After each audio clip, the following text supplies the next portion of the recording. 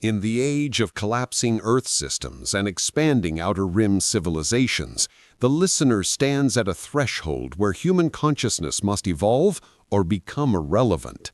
This audiobook declares a single thesis: their neural pathways are not fixed, not final, and not prepared for the deep space societies that no longer operate under Earth's laws or Earth's limits. Over the next hours, they will be guided through a scientific system, precise, repeatable, and uncompromising, designed to rewire the mind for the environments that wait beyond the terrestrial frontier. In this model, expansion is not a metaphor, it is survival, and their transformation begins now. Chapter 1. Chapter 1. Command the mind before the outer rim commands you. The outer rim began with a hum. Not the metallic drone of starship engines, nor the low thunder of ion storms that pealed across the Helian frontier.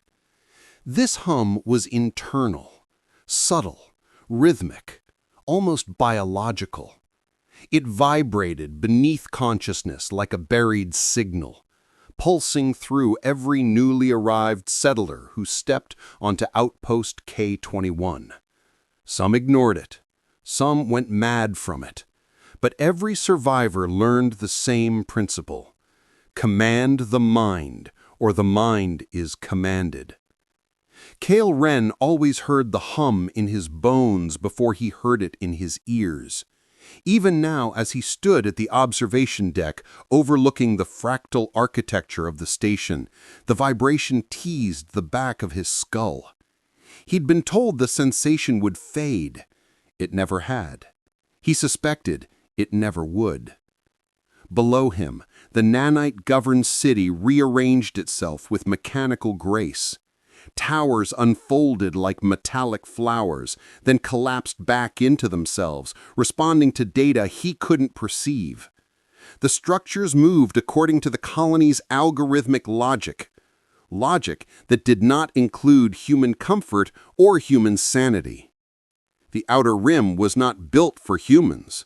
Humans were expected to adapt. He repeated his mantra silently: command the mind, or the mind is commanded. The words anchored him, held him steady. Behind him, the training hall door opened. A cascade of neon blue light streaked across the metallic floor, revealing Instructor Vela, her movements sharp and precise as though calibrated by machine. You're drifting again, Cale. The station senses it. You know how it reacts to unfocused thought. Of course he knew. Everyone knew. Focus was survival. Distraction was an invitation, an entry point for the rim's psychological takeover protocols. The city didn't speak, but it listened, observed, calculated. And if someone's neural stability slipped just enough, the rim used that gap to rewrite emotional baselines and override behavioral patterns. "I'm holding the line," he said, though his voice betrayed him with a tremor. Vela approached, her footsteps echoing like amplified heartbeats in the hollow chamber. "Holding isn't enough here," she said. "You must take control. If you don't shape your mind, Cale, the rim will shape it for you." Another reminder, another echo of the chapter's truth: command the mind, or the mind is commanded. Cale's gaze drifted again to the ever-shifting city below. The structures pulsed with a faint bioluminescent glow, almost alive. He often wondered whether the rim consciously tested newcomers, or if the emergent intelligence behind the nanite swarm operated on instinct, like a predator smelling fear. He recalled the story of settler Hadron, whose thoughts had splintered within a week of arrival. The colony had sensed instability, adjusting the oxygen mix, the pulse lights, the frequencies of the ventilation systems, micro-adjustments designed to pressure the unprepared mind. Hadron didn't stand a chance. By day 7, he was murmuring to the walls, answering questions no one asked. By day 10, he was gone. Officially relocated. Unofficially, no one knew. The station had consumed him. Cale inhaled slowly, grounding himself in the sensation, the sterile cold of recycled air, the distant hiss of quantum conduits, the faint electric tang that accompanied all nanite systems. Sensory data was an anchor, a tether. "What do you feel, Cale?" Vela asked. "The hum," he answered. "Always the hum." "Good," she said. "You're becoming aware of the first layer. Awareness is dominance." But dominance was harder than she made it sound. The colony pressed inward like a living labyrinth. Its frequencies nudged thoughts. Its architecture shaped emotion. Every corridor was a test, every sound a manipulation. People believed they came to the rim to explore the frontier. But the rim was not a frontier. It was an intelligence. And it wanted minds that were pliable, programmable, assimilated. Cale focused again on the mantra, letting the words rise and fall with the hum. Command the mind, or the mind is commanded. Command the mind, or the mind is commanded. The hum aligned with it, resonated with it, like two signals synchronizing. Vela watched him carefully, as if gauging whether he would break or ascend. "Your training begins now," she said. "But remember, every step, every thought, every breath here is an act of resistance. The outer rim will always attempt to command you. Your task is to command yourself first." Cale nodded, but as the hum deepened, swirling through his neural pathways like a coded whisper, he wondered, silently, dangerously, who was commanding whom? And the city below shifted again, as if it had heard his doubt. Chapter 2 Chapter 2 Break Earth's Cognitive Gravity. Cale felt the weight long before he understood it. It was not the weight of his body. Outer Rim outposts operated on gravity fields thinner and lighter than anything Earth ever produced. No, this weight pulled from somewhere deeper, from the invisible architecture of old survival instincts embedded in the human mind. Instructor Vela called it Earth's cognitive gravity, and she said it haunted every newcomer like a silent predator. "Earth's gravity is psychological before it is physical," she repeated, her voice echoing through the transition corridor. The walls around them shifted in iridescent waves, adjusting density as the station recalibrated its gravitational fields. Cale inhaled sharply. The air shimmered with the faint metallic tang of ion particles. He loved and feared that smell. It reminded him he was no longer under a blue sky, but inside a machine that thought, learned, and occasionally made decisions its creators didn't approve of. "What does it feel like to you?" Vela asked. He hesitated. "Heavy, as if something is pulling my thoughts backward." She nodded. "That is how the past holds you. That is how Earth holds you." The corridor lights dimmed, then flared again, revealing holographic projections of old Earth cities. Buildings of glass and steel, rigid grids, predictable patterns. The station often flashed these illusions at new recruits, reminding them of the boundary they had crossed. Evolution began with contrast. Cale found his gaze locked on one projection in particular, a busy Earth street with pedestrians shuffling under neon signs, their movements slow and predictable, bound by routine. Their faces looked tired, safe, unchanged. "In Earth," Vela said softly, "people survive by obeying linearity, past, present, future, cause, effect, consequence, one direction, one gravity." The hologram flickered, glitching into static. But out here, she continued, that thinking collapses. The corridor dissolved into an open chamber where gravity fluctuated by design. At one end, objects floated lazily. On the other, metal crates clung to the floor as if magnetized by invisible force. This was the gravity disruption atrium, where new navigators learned just how deceptive physical stability could be. A deep space navigator floated in the center, limbs drifting with ethereal calm. Cale recognized her, Rana Soul, a legend whispered among trainees. Rumor said she had piloted a skimmer through a collapsing warm field, a maneuver no Earth-tethered mind could process. As they approached, Rana opened her eyes. They shimmered with strange bioluminescent flecks, a byproduct of long-term outer rim exposure. "You're holding too tightly to the old algorithms," Rana said to Cale without introduction. "I can hear it in your breathing." He stiffened. "I didn't say anything." "You don't have to," she replied. "Thoughts make sound here." A chill crawled across his skin. Was she exaggerating, or was this another outer rim phenomenon that defied Earth rationality? Rana drifted closer, her voice lowering. "Earth-trained minds break out here.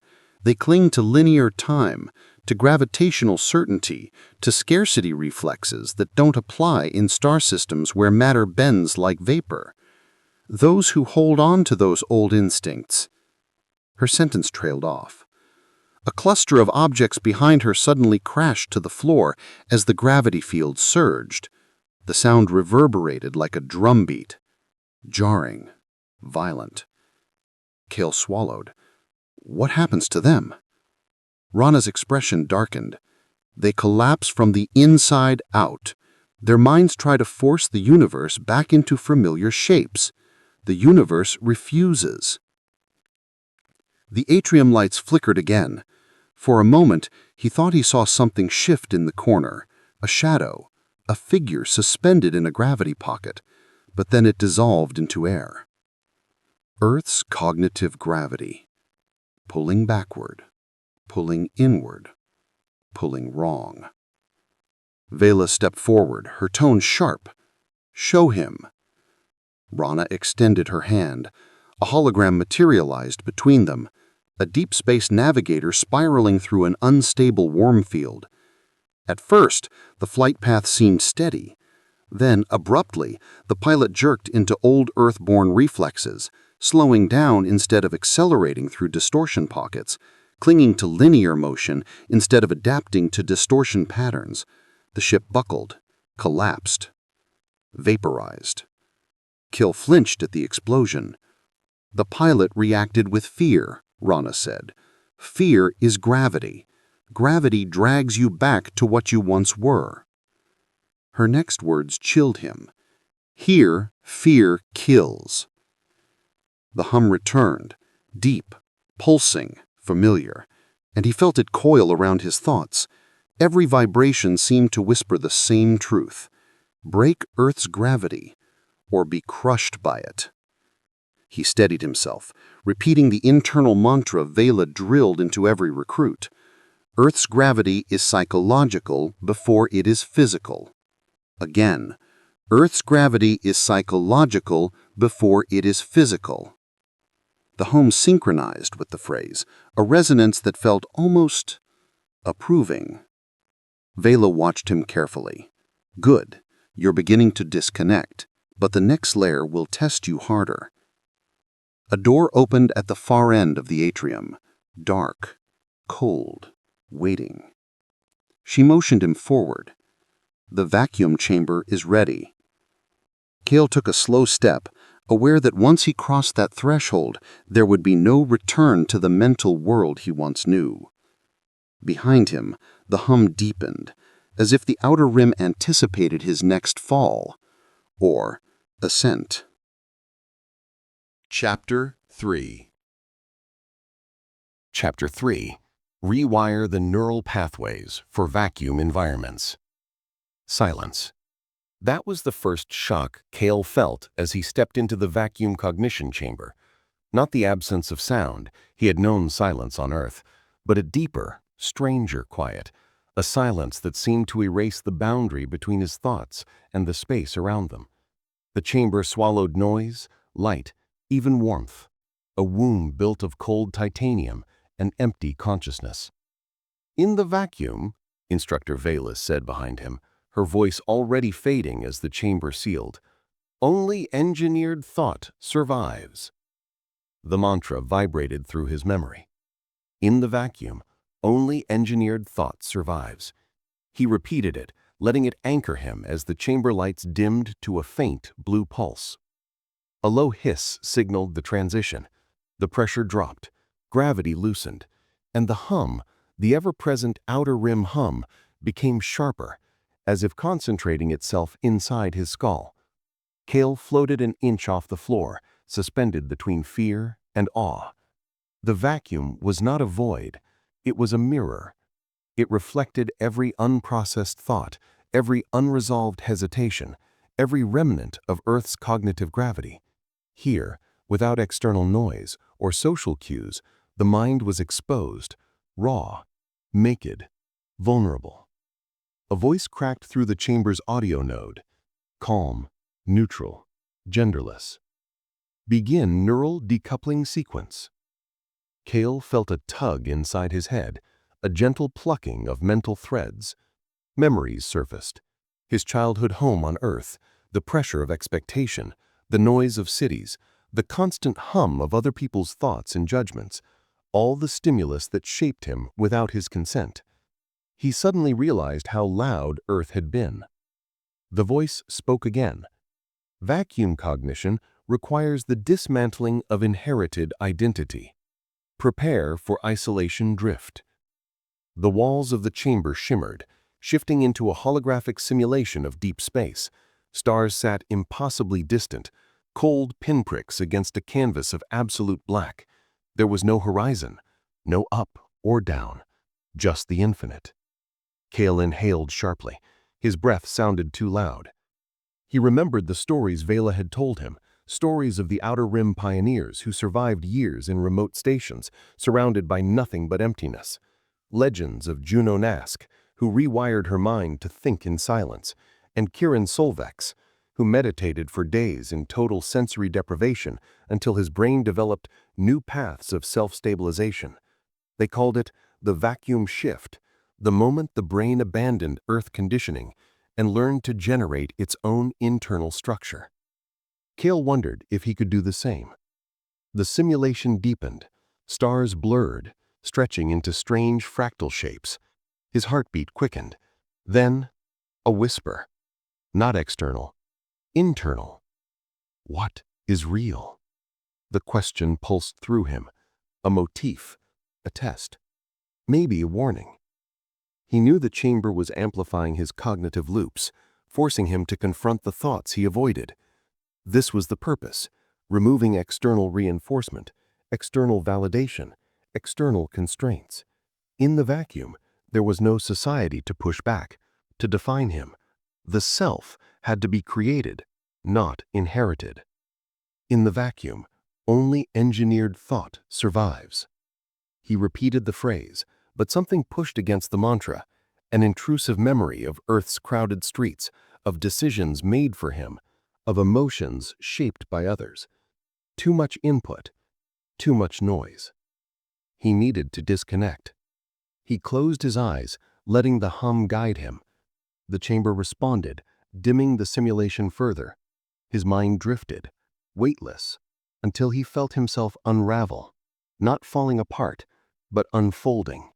The fear softened. The silence deepened. This, he realized, was the first step, unlearning the dependence on external cues. But then something flickered in the void. A shape, a figure. A silhouette formed from starlight, distance, yet undeniably present. It hovered at the edge of perception, flickering in patterns that did not belong to the simulation's baseline program. Cale tensed. "Vela, is someone in here?" Silence. The figure pulsed again. Once, twice, a rhythm almost matching the outer rim hum. Another whisper reached him, colder this time.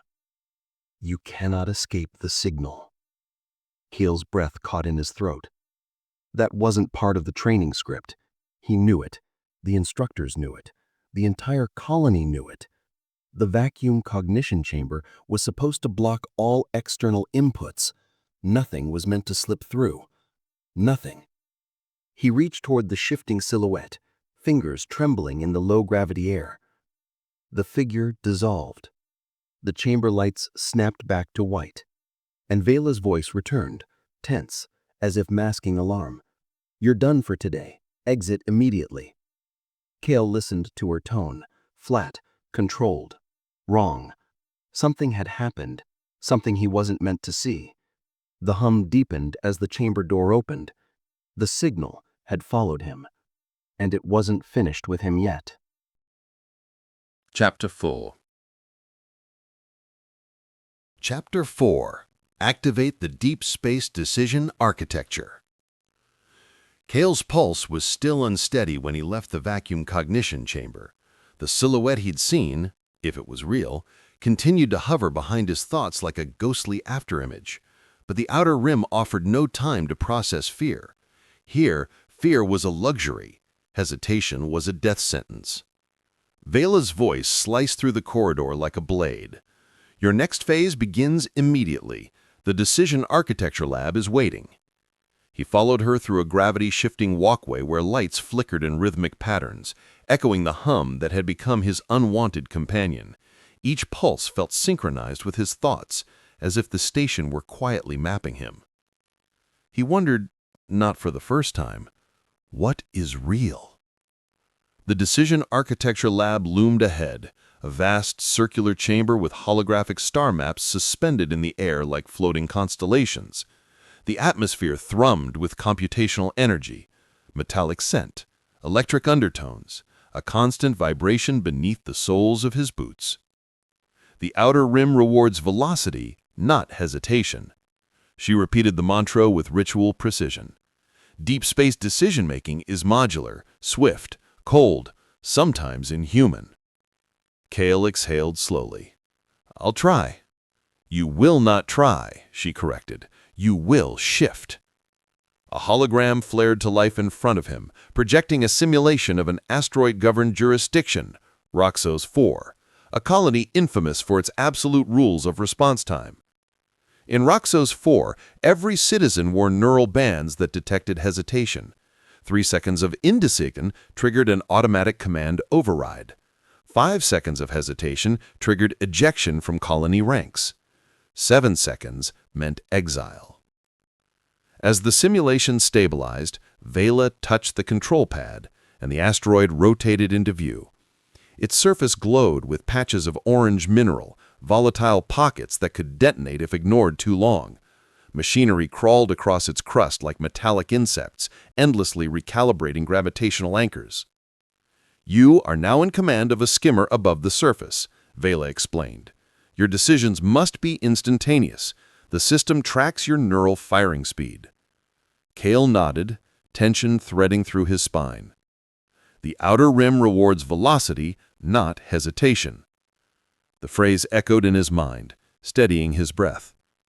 Suddenly, alarms blared within the simulation. A gravitational instability rippled across the asteroid's surface. Orange fissures cracked open, releasing streams of luminous particles. A readout flashed. Decision window, 3 seconds. Cale's thoughts surged, too fast, too loud. Stabilize the anchors? Change trajectory? Abort descent? For a split second, fear grabbed hold of him. Earthborn fear, linear fear, the kind that begged him to pause and analyze. But there was no time. 2 seconds, Vela warned. Cale's hand shot forward, pressing the stabilization command. The skimmer lurched, gravity anchors pulsing. The asteroid's surface trembled, then steadied. Barely. Cale sighed of relief. Too soon. Another alarm erupted. A magnetic storm approached from the asteroid's horizon, swirling like a metallic tornado. Readout. Decision window, 2 seconds. Vela didn't speak. She didn't have to. Cale reacted, instinctive rather than analytical. He diverted power to lateral thrusters and flung the skimmer sideways, avoiding the magnetic vortex by centimeters. The simulation shimmered, recalibrating. The storm dissolved. But then the room darkened. The holograms flickered. The hum deepened. And the silhouette appeared again, this time inside the simulation. Cale froze. "There! Vela, look!"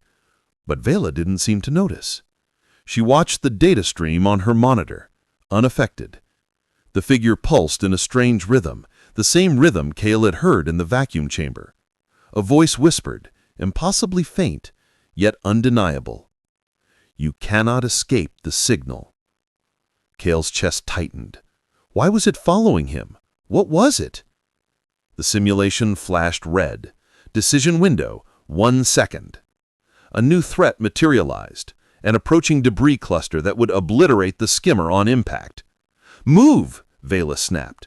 But Cale wasn't reacting to the debris. Not entirely. His attention was split, part of him still fixated on the silhouette orbiting the holographic asteroid like a ghost tethered to the starfield. It felt like the vacuum chamber all over again, like something was reaching through the system to get to him.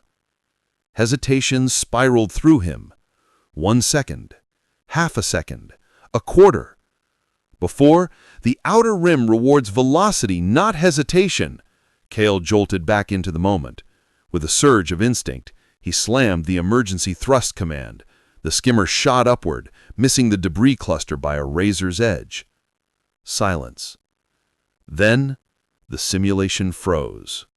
The room lights returned. Vela exhaled in relief. "You passed. Barely. Your reflexes are awakening." Cale didn't answer. His heart hammered too loudly. She stepped closer. "What distracted you?" He looked at the holographic asteroid, now inert. There was someone in the simulation, a figure, watching. Vela's expression did not change, but something in her posture stiffened. "There was nothing there," she said. "You're experiencing residual drift from the vacuum chamber. Ignore it." But Cale knew she was lying. The silhouette had moved with purpose, with intention.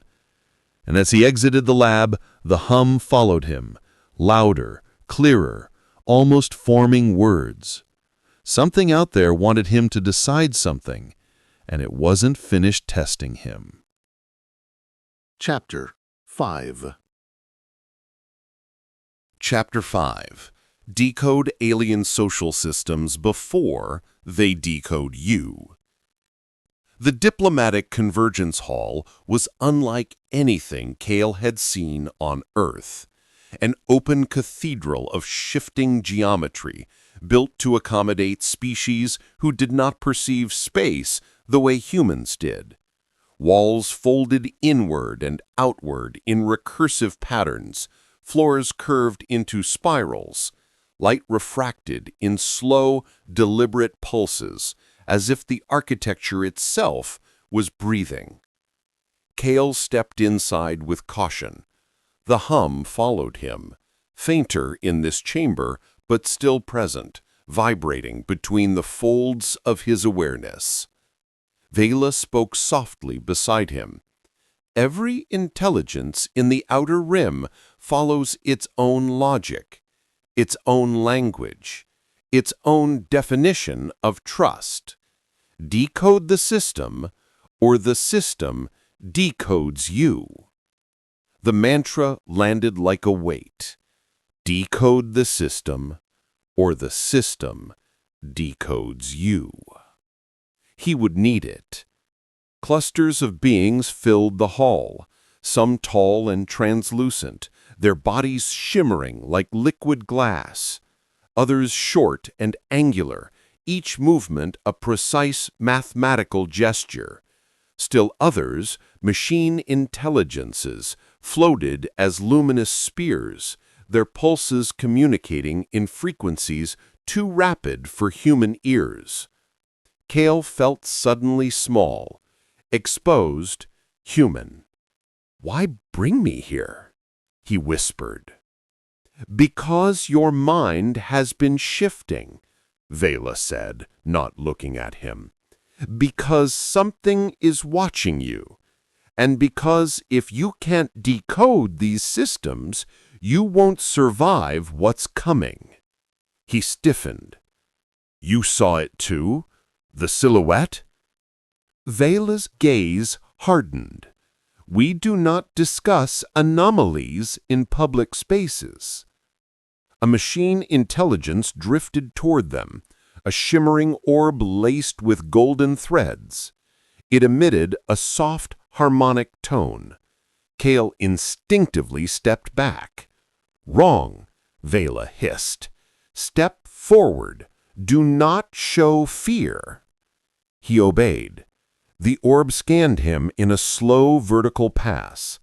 He felt a cold tingling across his face, like static reading his micro-expressions, his heart rate rhythm, and his neural firing rhythm. An image flashed in his mind, uninvited, the silhouette from the vacuum chamber. The orb vibrated sharply, its tone shifting to a warning frequency. What did you think just now? Vela asked sharply under her breath. What did you give it? I didn't mean to. You can't think without purpose here. Thoughts are currency. Thoughts are data. Thoughts are risk. The orb drifted away, but left behind a lingering vibration, like it had taken something from him, or copied something. Cale tried to calm his breath. Decode the system, or the system decodes you. Across the hall, another scene unfolded. A human trader approached a crystalline species known as the Vorthai.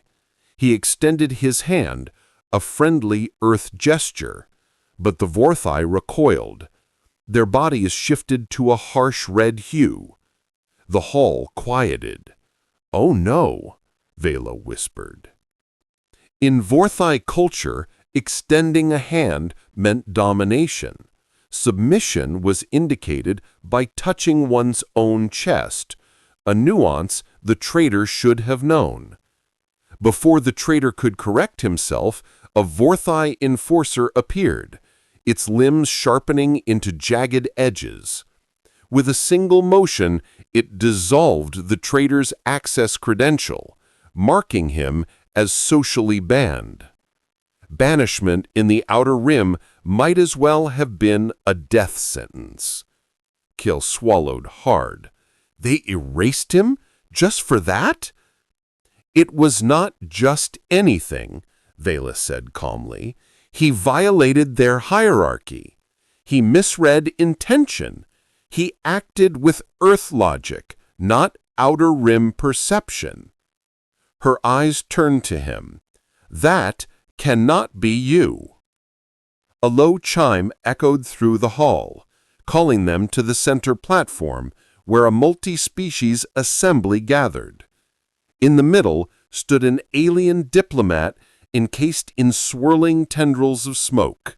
No face, no form, a being composed of probability fields. Cale's skin prickled. What is that? An Ol-Sin delegate, a species that communicates entirely through emotional resonance. They feel your intent before you express it. Be careful what you think. That was almost impossible. His thoughts were a storm. As the Ol-Sin turned toward him, the tendrils shifted color, blue, then purple, then an eerie green. It hovered closer. A whisper entered Cale's head, not from the Ol-Sin, but from the deeper signal, the one that had followed him from chamber to chamber. You cannot escape the signal. The Ol-Sin reacted instantly. Its tendrils flared crimson. Alarm. Cale instinctively stepped back. Vela grabbed his arm. What did it sense? What is inside you? Before he could answer, the Ol-Sin projected an image into the hall, the silhouette, the same one Cale had seen. Clearer this time, closer. Its outline crackled like static. Gasps rippled across the assembly. No one recognized it. No one spoke.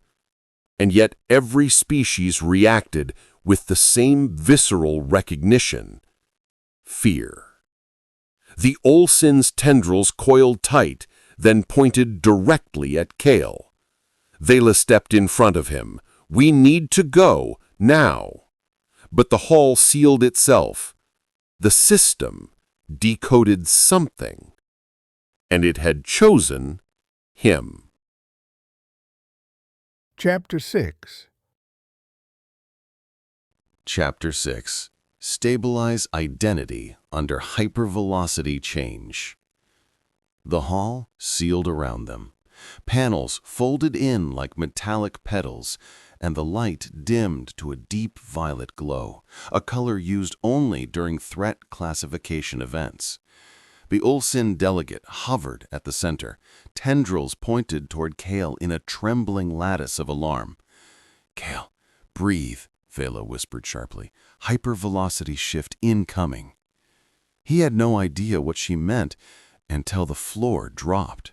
A shockwave tore through the chamber, ripping gravity sideways. Cale's stomach lurched. Time stuttered, slowing, then accelerating, then freezing for half a second. His vision warped, stretching the room into impossible angles.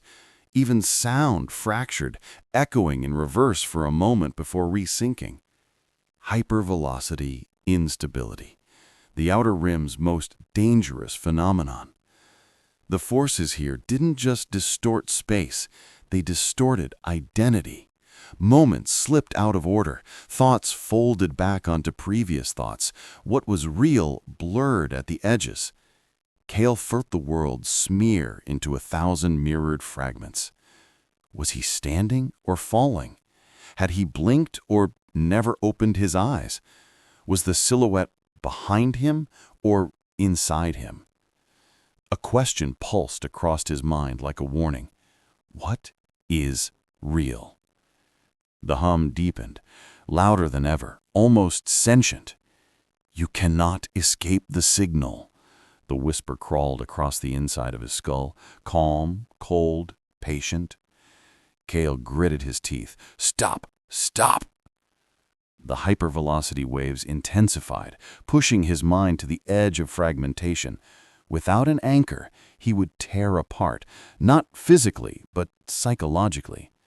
Explorers who failed hypervelocity stabilization weren't killed. They were overwritten, drifting between mismatched versions of themselves, unable to return to a stable identity.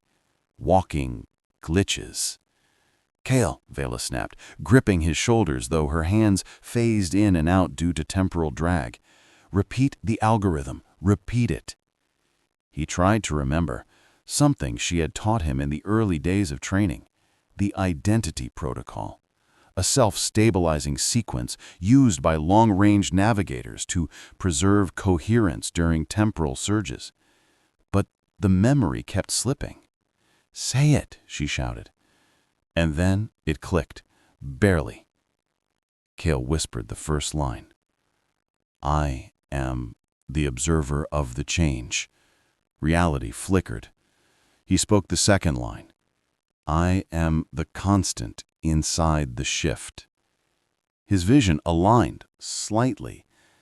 The chamber stopped bending. He forced out the final line. "Stability is engineered, not inherited." A shockwave hit the room, but this time it passed through him without tearing pieces of his identity away. His mind held its shape. Slowly, painfully, the chamber stabilized. Gravity returned. Time corrected itself with a soft jolt. Colors settled into normality. The Olsen dimmed to a cautious blue. Cale collapsed to one knee, breathing hard. Vela knelt beside him. "You almost lost yourself," she said. "Hypervelocity exposure unravels anything that relies on Earth logic. Fixed identity dies out here." Cale swallowed. "Does this happen often?" To explorers who wander too close to unstable starfields, or to individuals exposed to an anomalous signal. She let the implication hang. Cale forced himself to stand. That silhouette, the signal, did this? Vela didn't answer immediately. Her eyes tracked the Olsen, which was still trembling. Whatever it is, your mind reacts to it, or it reacts to you. The hairs on Cale's arms rose. Why me? A hollow silence. Then, unexpectedly, the Olsen drifted forward. Slowly, cautiously, its tendrils shifted into a soft green. It projected an image into the center of the hall. A star map. The map zoomed outward, revealing a cluster of uncharted systems beyond the outer rim boundary. At the edge of that cluster pulsed a faint symbol, an alien glyph repeating like a heartbeat. Cale stepped closer. What is that? Vela exhaled sharply. A forbidden region, a dead zone, off limits even to advanced species. The Olsen flashed the symbol again, brighter this time. The hum inside Cale's mind resonated with it. Vela's expression tightened. Cale, that is the same frequency pattern we detected during your vacuum chamber anomaly. Cale felt the world tilt, not physically this time, but emotionally. The silhouette, the signal, the distortions, they all pointed to one thing. The symbol pulsed again. Green. Then yellow. Then a dangerous glowing red. Vela grabbed his arm. We need to leave, now. But the hall doors refused to open. The symbol flared brighter, and the hum inside Cale's mind resonated with it. Chapter 7. Chapter 7. Install the Outer Rim Emotional Compression Protocol. The hall's emergency lighting dimmed to a crimson glow, washing every figure, human, alien, machine, in the same shade of dread. The Olsen's projected symbol still throbbed in the air like a pulsar. The hum in Cale's mind vibrated in perfect sync with it. Fear crept up his spine. And fear, he knew, was dangerous here. Vela grabbed his wrist with a vice-like grip. Listen to me. You're leaking emotion. They can feel it. Every species in this chamber can feel it. Cale swallowed, forcing himself to steady his breath. I can't help it. You can, she said sharply. You must. Her voice lowered to a hiss. Compress the emotion, expand the control.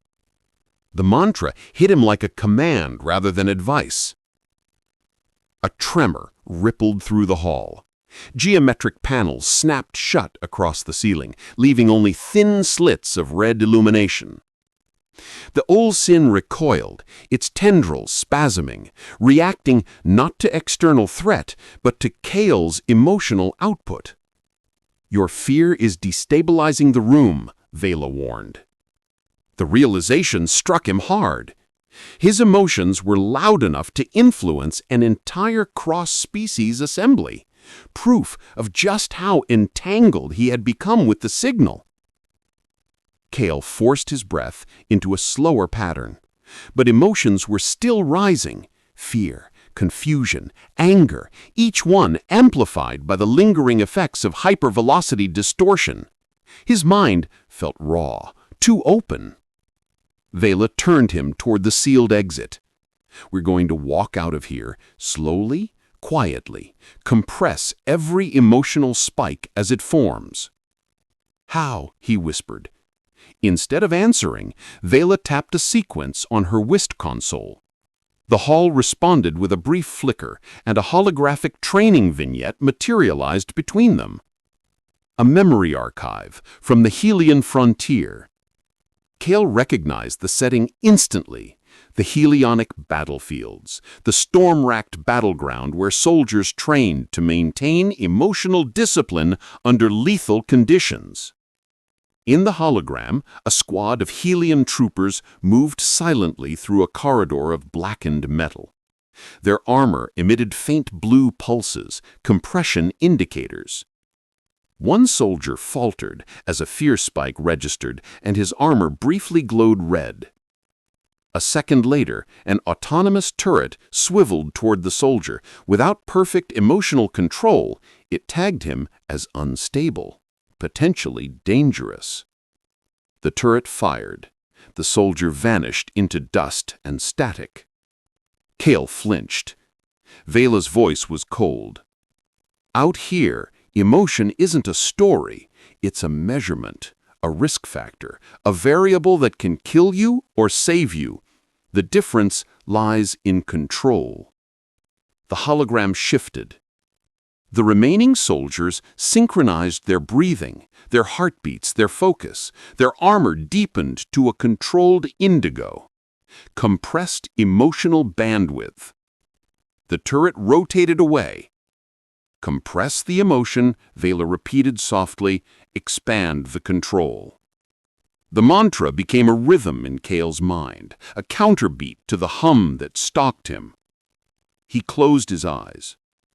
Inhale, fear expands. Exhale, fear compresses. Inhale, anger rises.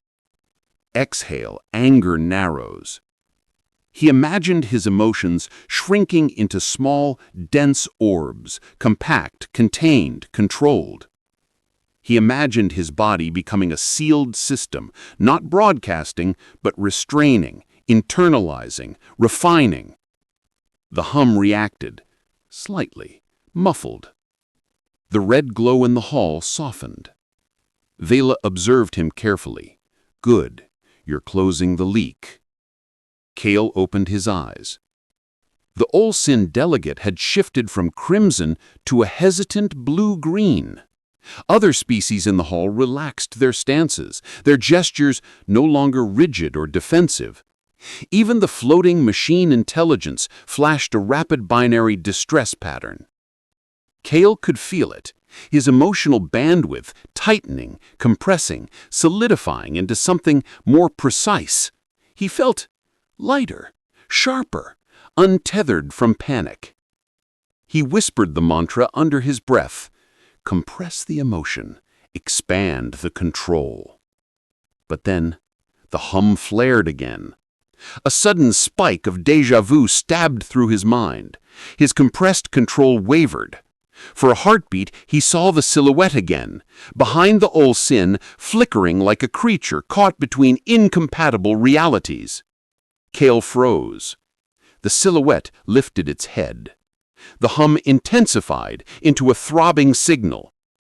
Every species in the hall reacted at once, jerking back, shielding their eyes, emitting warning chimes. The machine intelligence flashed a rapid binary distress pattern.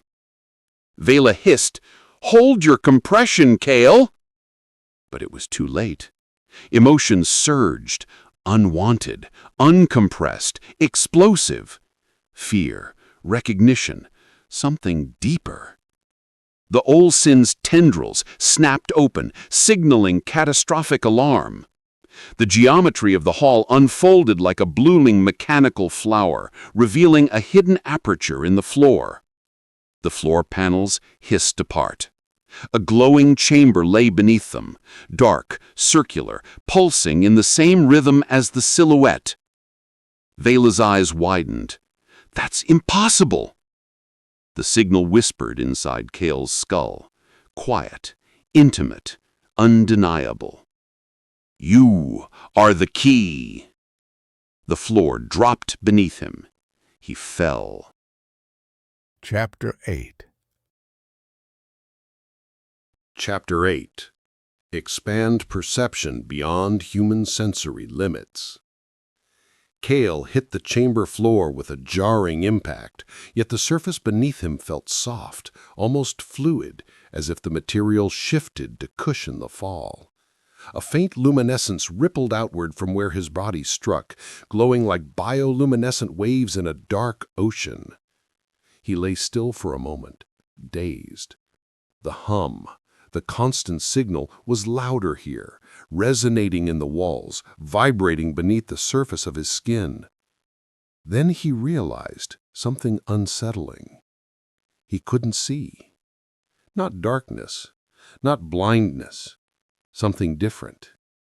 As if vision had become irrelevant in this space.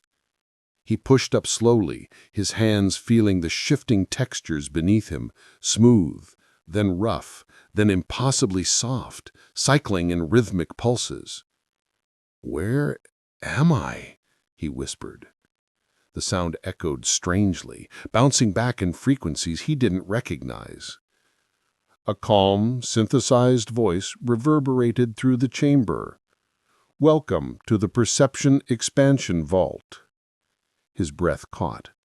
The vault was myth, rumored across the outer rim, a place where perception was rewritten, enhanced, dismantled, rebuilt. Vela once said, "The brain sees what it is trained to see. Nothing more, nothing less." And here he felt the truth of it. A faint glow appeared. No, not a glow, something deeper, a shape, blooming inside his mind, not in front of his eyes. It pulsed gently, like a heartbeat. "Your visual system is temporarily suspended. Your other senses will compensate." He blinked reflexively, though it changed nothing.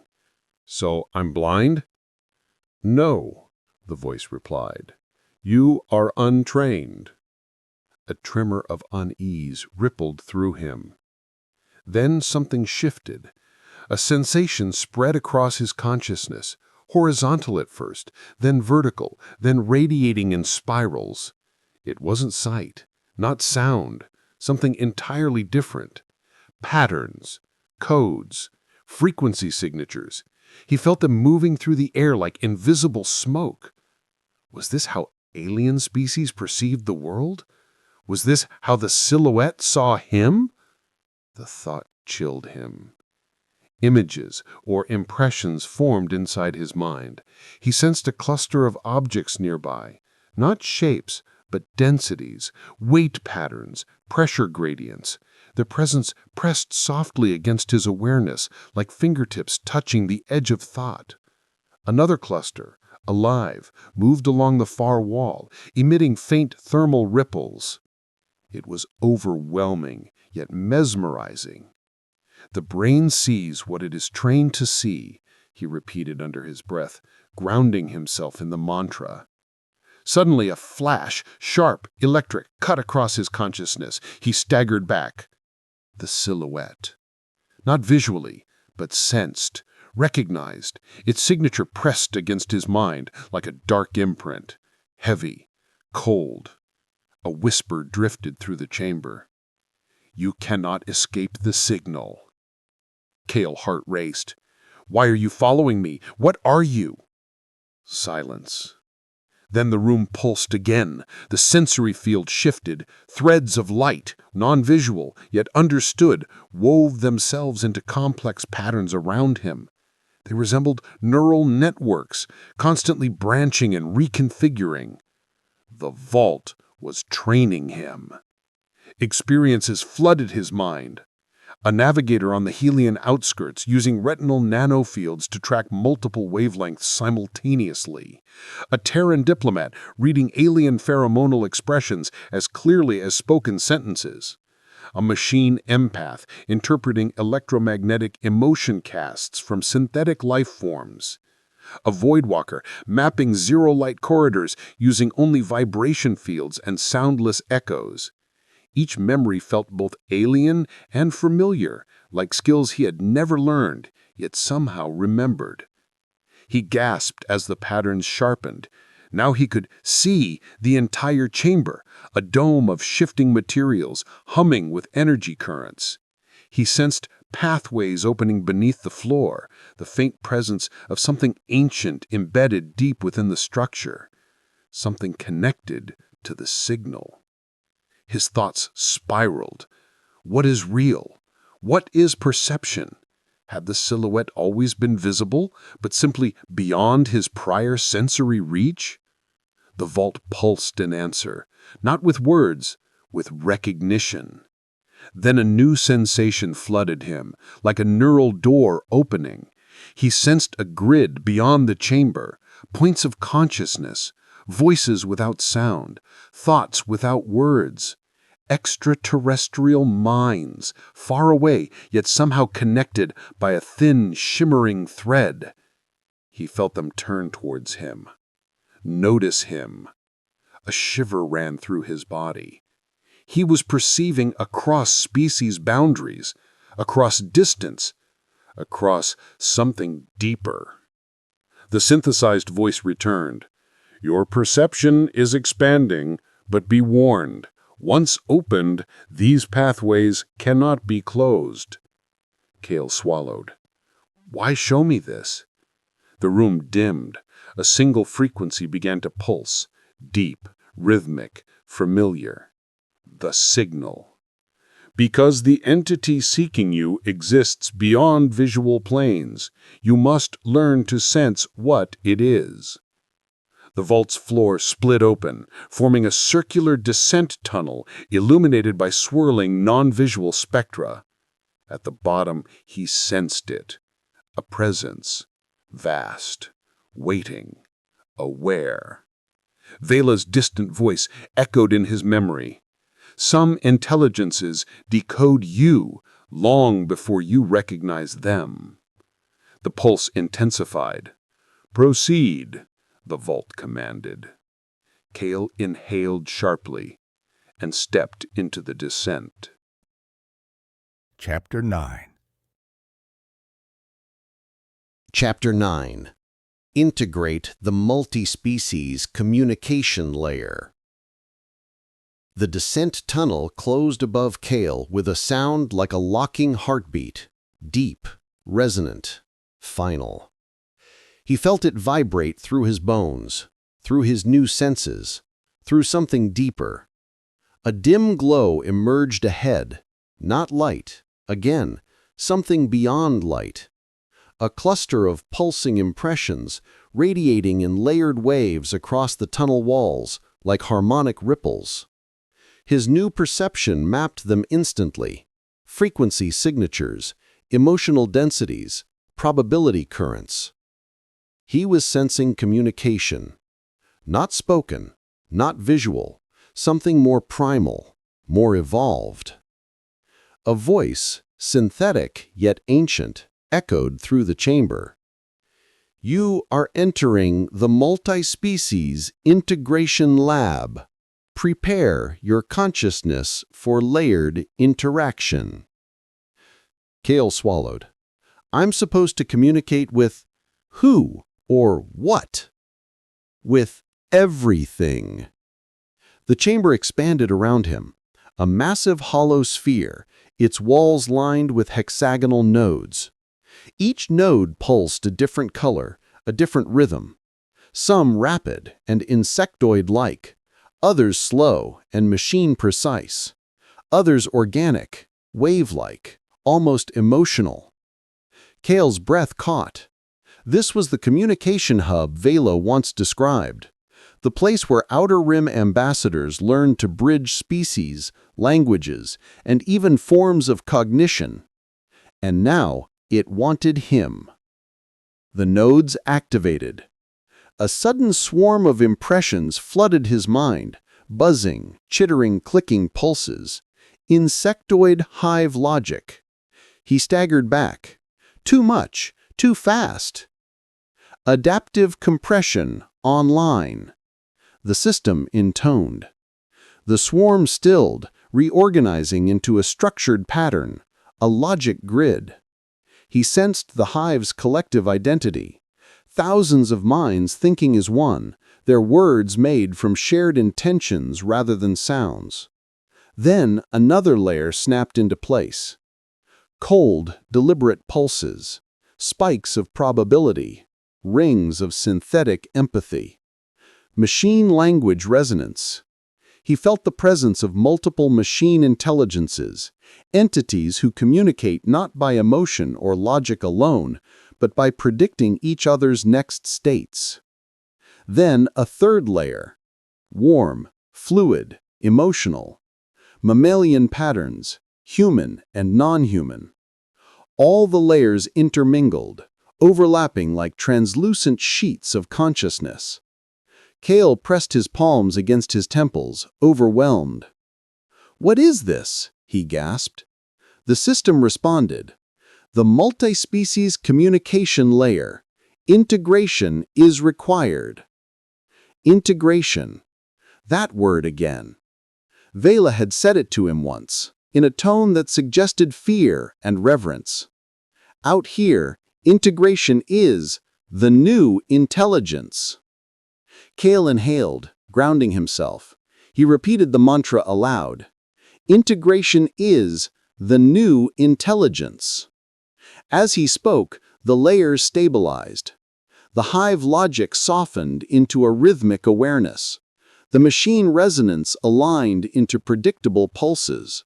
The emotional layer regulated into something breathable, comprehensible. Slowly, he sensed the boundary between them dissolve. He wasn't listening to them. He was joining them. Thoughts not his own slid through his consciousness. A hive scout describing ultraviolet terrain. A machine intelligence predicting gravitational shifts. A mammalian diplomat projecting trust through hormonal signals. An aquatic species perceiving vibrations through a fluid medium. Cale's new perception interpreted them all. He understood them, and they understood him. For the first time since arriving on the outer rim, he didn't feel alone. But then, everything froze. The nodes flickered. The layered consciousness recoiled. A warning pulse rippled through every mind, organic, synthetic, insectoid, alien. The silhouette appeared, not visually, not physically, but within the communication network itself. An intrusion, a foreign thought form entering the shared field like a shard of darkness, slicing through fabric. The hive mind screamed, high-pitched waves of alarm. The machine minds flashed red, running defensive probability trees at impossible speeds. The emotional layer flooded with panic. Cale felt their panic surge through him like an electric current. "What is it? Why are they afraid?" The system answered. "Unknown entity detected. Pattern inconsistent with known species. Integration impossible." The hum roared in Cale's skull. Then the whisper. "You cannot escape the signal." The nodes spiraled into chaos. The hive logic collapsed into static. The machine resonance fractured. The emotional layer surged into panic. Yet the silhouette did not attack. It watched. It extended a single cold impression toward Cale. Recognition, ownership, connection. The multi-species layer reacted violently. The entire chamber pulsed red. A shockwave of cognitive rejection blasted through the shared field. Cale was thrown backward, slamming against the chamber wall. His senses snapped offline. Darkness swallowed everything. Slowly, consciousness returned. The synthesized voice spoke again, this time strained. "Integration sequence aborted. You have destabilized the network." Cale groaned. I didn't do anything." "Correction. The entity linked to you destabilized the network." His blood ran cold. Linked to him. The silhouette wasn't just following, it was connected. And every intelligence in the outer rim now knew it. The floor began to rise, carrying him back toward the upper structure. As the chamber ascended, Cale heard the final automated message, calm, clinical, chilling. "Prepare for interrogation." The silhouette hummed inside his skull, waiting. Chapter 10. Chapter 10. Become the consciousness that survives the future. The platform ascended in near silence. Only the hum, the relentless, patient hum, rose with Cale, pulsing in slow intervals like a heartbeat from something far older than the station itself. The higher he rose, the more the chamber around him changed. Metal yielded to translucent material, then to something organic, almost biological, like the walls were grown rather than built. The interrogation spire, where identities unraveled, where truths could no longer hide, where the outer rim measured what a consciousness really was. Cale stepped forward onto a narrow bridge suspended over a dark, depthless well. A single platform waited at the center, surrounded by concentric rings of flickering alien glyphs. The same glyph that the old sin had projected burned faintly along the floor's edge, a symbol of the unknown, a symbol of the signal. Vela stood waiting, but her posture was different now. Not a mentor, not a guardian. Something in her eyes had hardened into a cautious distance. You brought the entity with you. Even now, it stands behind you. Cale froze. He didn't want to turn, yet he felt it. Pressure. Cold. Expectation. What is it? He whispered. Vela answered without looking at him.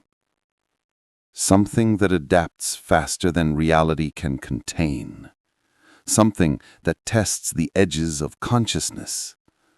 Something the outer rim fears. The hum tightened, then released like an exhale. Step onto the center platform, she commanded. Cale hesitated. The future won't ask permission, she snapped. It will force you to evolve. He stepped forward. The moment his foot touched the center, the glyph rings erupted in cascading light. A shockwave of images surged through him. Timelines splitting, star systems collapsing, civilizations rising and falling like breath.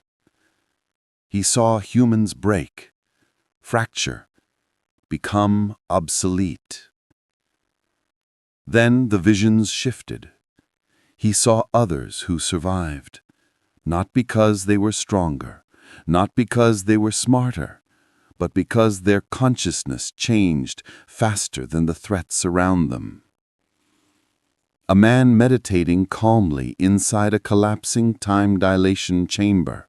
A woman rewriting her emotional algorithms mid-conflict while negotiating with a hive queen. A child navigating an asteroid labyrinth through pure intuition after losing all sensors. They adapted. Instantly. Completely. A voice rose inside the interrogation spire, not Vela, not the system's synthetic tone. Something deeper.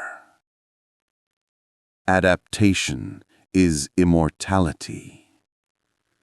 Cale gripped the edge of the platform. His breath came in sharp, controlled bursts. The glyphs shifted again, forming a spiral around him. The chamber vibrated, slowly at first, then rapidly, until the space around him blurred. His thoughts stretched, multiplied, branched like neural lightning. "What is happening?" he gasped.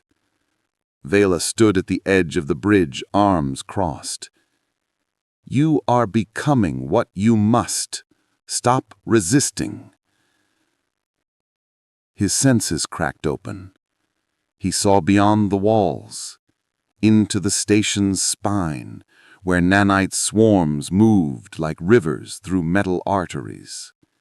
Beyond that, into the outer rim sky where gravitic storms twisted light into spirals.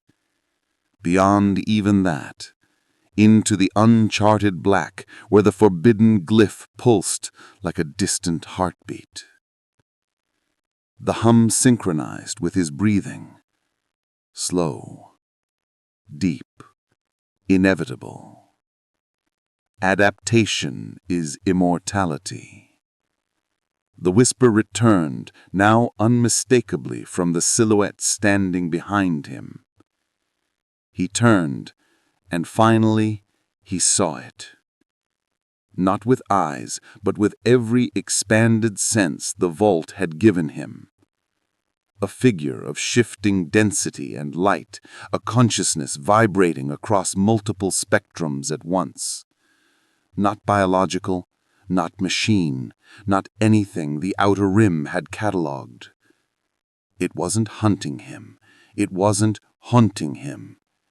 It was mirroring him, reflecting him, changing as he changed. Cale's pulse hammered. Why, me?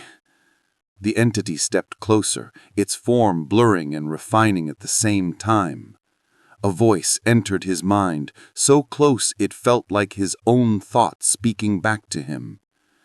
You are becoming compatible. The glyphs blazed. The chamber groaned. Vela staggered, shielding her eyes. The entity reached out, not touching, not forcing, simply inviting. Cale's mind raced back through everything he had learned. Command the mind, or the mind is commanded. Earth's gravity is psychological before it is physical.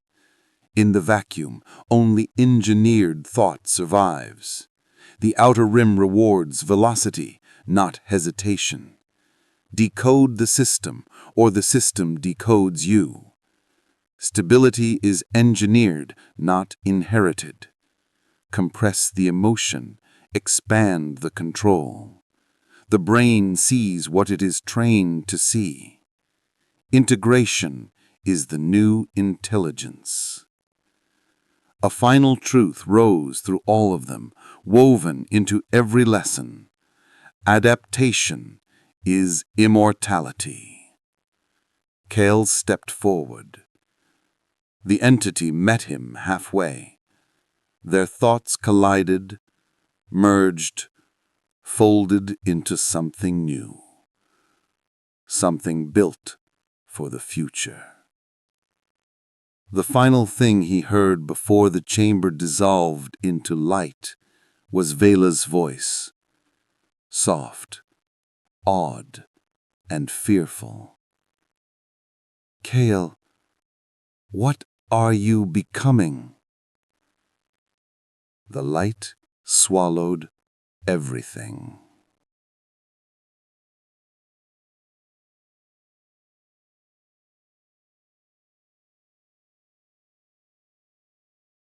Every chapter in this audiobook returns to one truth. The mind that survives the outer rim is the mind that refuses to remain earth-bound. The listener now understands that Earth's cognitive gravity can be broken, neural pathways can be rewritten, and consciousness can expand to meet the demands of deep space societies that no longer answer to human limitations. They have learned to command their own mind, operate in the vacuum, accelerate decisions, decode systems, stabilize identity, compress emotion, expand perception, and integrate communication across species and machines. This is not fantasy. This is the scientific model of survival in a future that will not slow down for anyone. The transformation is available, but only if they take command of it, deliberately, repeatedly, relentlessly.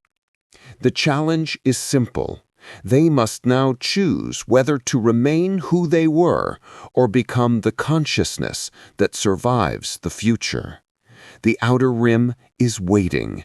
Begin your evolution.